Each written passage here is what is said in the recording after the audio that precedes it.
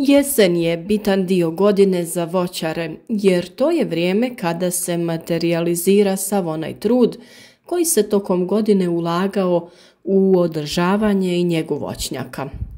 Sav taj uložen trud vidljiv je kroz urod, odnosno plodove koji dozrijevaju tokom jeseni. Što se tiče radova u voćnjaku u jesen, najveći dio uzima sama berba voća.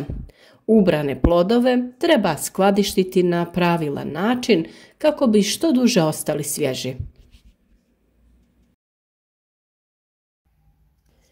Iskusniji voćari znaju da u jesen nakon završene berbe počinje priprema za narednu vegetaciju. Radovi u voćnjaku u jesen započinju sa održavanjem voćnjaka. Održavanje voćnjaka u jesen podrazumijeva skupljanje otpalog lišća koje predstavlja mjesto za prezimljavanje velikog broja štetnika, skupljanje mumificiranih plodova koji su ostali na krošnji i uklanjanje onih koji su ostali ispod voćke. Također treba ukloniti stare, polomljene grane. Sve navedene biljne dijelove treba iznijeti iz voćnjaka i spaliti. Time činimo preventivnu zaštitu od mogućih uzročnika bolesti voćaka.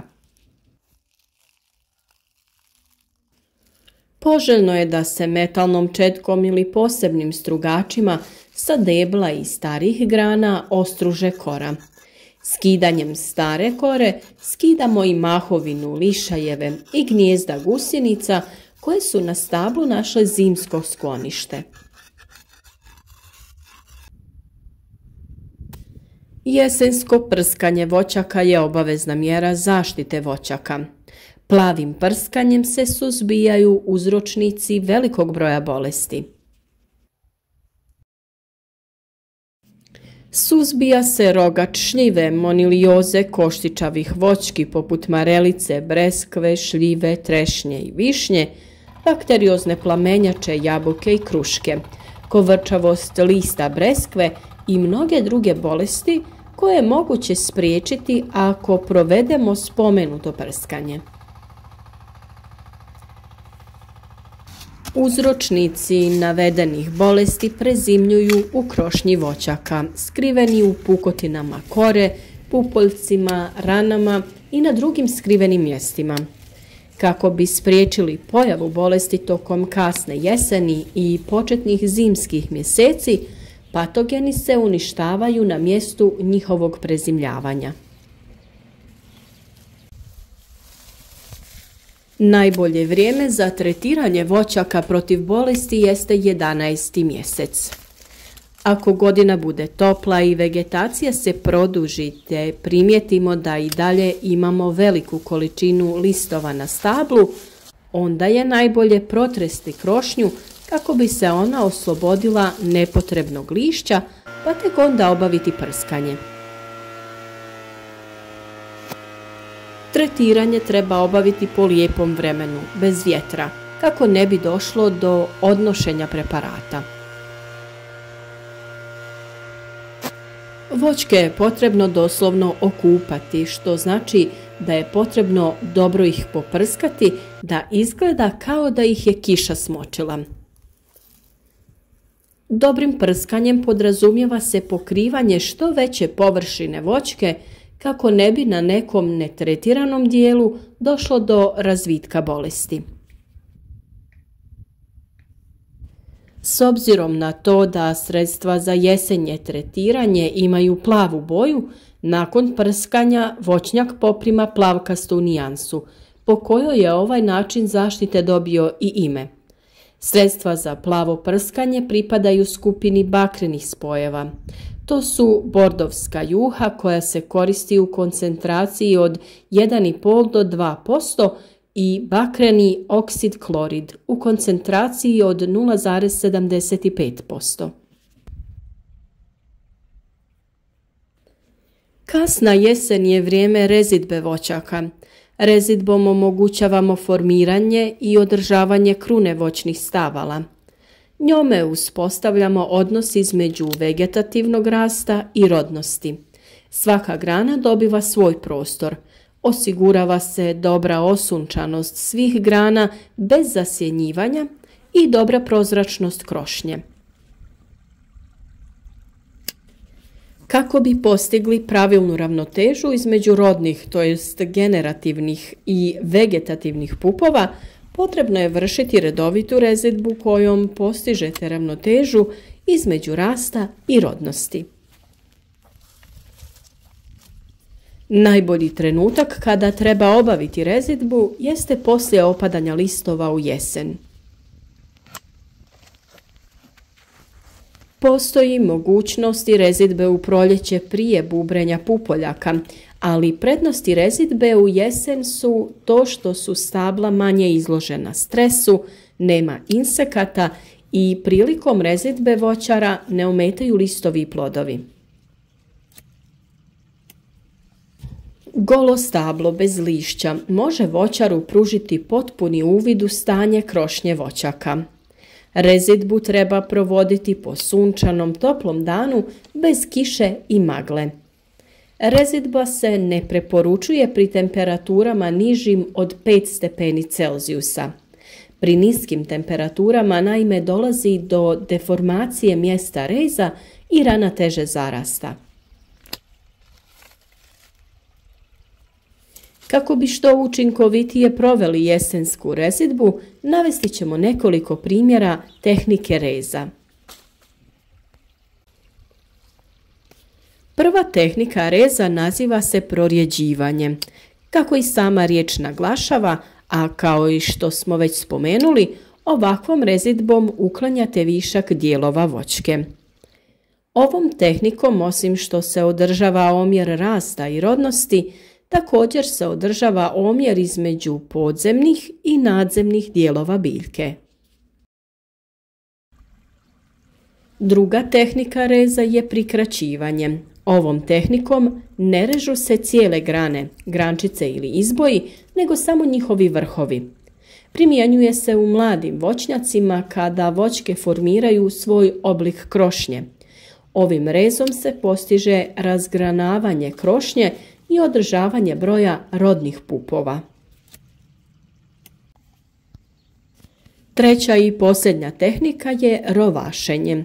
Ovom tehnikom se omogućuje veća količina hranjivih tvari za rast pupa, tako što se kora debla zasječe u obliku slova V. Time se prekida floem biljke, provodni dio u vaskularnim biljkama kojim se dovode šećeri, hranjive tvari i proteini od listova prema ostalim dijelovima biljke. Kada prekinemo tijek floema, hranjive tvari dobivene fotosintezom u listovima neće se raspodijeliti do korijena, nego će protok stati na mjestu reza i tako će dijelovi koji su iznad reza dobiti veće količine hranjivih tvari. Radovi u voćnjaku se na neki način mogu organizirati po mjesecima, pa ćemo u nastavku govoriti o tome kada i šta se treba odraditi. Radovi u voćnjaku na početku jeseni u prvom planu uključuju berbu voćaka za konzerviranje poput šljiva, krušaka, dunja i jabuka. Provodi se i jesenska obrada tla, to uključuje gnojenje tla, prekopavanje i kopanje jama za sadnju novih voćaka. Također je vrlo važno izravnavanje kako se voda ne bi zadržavala oko samih voćaka te pri niskim temperaturama oštetila stabla. Ako ste tokom godine postavili feromonske zamke kako bi ulovili štetnike sa vaših voćaka, sada je vrijeme da se one uklone. One više nisu potrebne jer se štetnici neće pojavljivati tokom zime. Sade se nove voćke za koje smo pripremili tlo, a stari zapušteni voćnjaci se uređuju. Sredinom jeseni obavlja se i obrada tla gnojenjem te zaštita od zečeva te niskih temperatura koje bi mogle izazvati mraz. prorjeđuje se krošnje bujnog drveća, te im se time omogućuje bolji protok zraka. Kako bi stabla voćaka učinili još zdravijim, uklanjanje grana je neizbježno jer se ostavlja dovoljno prostora za razvoj novih mladica. Time se također postiže bolje cvjetanje i stvaranje boljeg i kvalitetnijeg ploda. Grane za koje smatramo da ih je potrebno odstraniti režu se što je moguće bliže spoju sa većom granom ili deblom, to jest režu se na ogranku. Orezuje se iznad mladice koja će osigurati nastavak grane i njezin budući razvoj.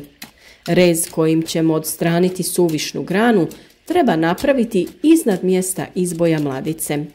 Tako ste mladici omogućili dovoljno prostora za daljnji razvoj, a odstranili ste granu koja je bila suvišna. Na kraju jeseni potrebno je posađene voćke nagrnuti sa zemljom kako bi se korijen zaštitio od smrzavanja. Kao zaštitu protiv niskih temperatura preporučuje se i sijanje travnate smjese. Ako na kraju jeseni padne snijeg, treba voditi i brigu da na granama voćaka nema velikih količina snijega koje bi mogle uzrokovati pucanje grana i samim time oštetiti stablo. Oko stabla voćaka poželjno je postaviti zaštitne mreže i rukavce koji služe kao zaštita od glodavaca koji se gladni zimi vole nahraniti stablom voćaka. Jesen je vrijeme kada se sade nove voćke u malim obiteljskim voćnjacima, u velikim profesionalnim voćnjacima ili oko kuće kako bi voćke uljepšale naše vrtove. Prije nego što posadimo voćku na planiranom mjestu, potrebno je obraditi tlo, pognojiti i iskopati jame za sadnju. Nadamo se da smo dali potrebne smjernice kako iskoristiti jesenji period u voćnjaku. U našim sljedećim videima detaljno ćemo opisati postupke orezivanja i oblikovanja krošnje na voćkama, ali i sve ostale bitne teme vezane za uzgoj voća i povrća. Zato ostanite s nama i podržite ovaj video sa jednim lajkom, a sve kritike, pohvale ili pitanja pišite nam u komentar ispod videa.